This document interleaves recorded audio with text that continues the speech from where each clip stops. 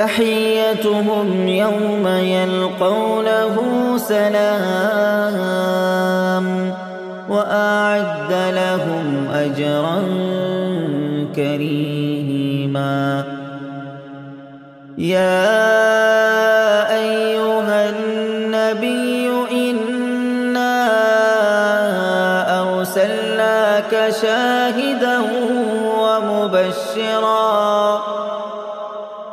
إنا أرسلناك شاهدا ومبشرا ونذيرا وداعيا إلى الله بإذنه وسراجا منيرا যেদিন তারা আল্লাহ তাআলার সাথে সাক্ষাৎ করবে সেদিন মহান আল্লাহর দরবারে তাদের সালাম দ্বারা অভিবাদন করা হবে। তিনি তাদের জন্য এক সম্মানজনক বিনিময় নির্দিষ্ট করে রেখেছেন। হে নবী, আমি তোমাকে হিদায়াতের সাক্ষী করে পাঠিয়েছি, তোমাকে বানিয়েছি জান্নাতের সুসংবাদদাতা ও জাহান্নামের সতর্ককারী।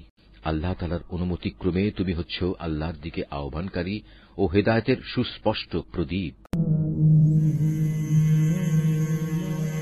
يا نفس إن لم تظفري لا تجزعي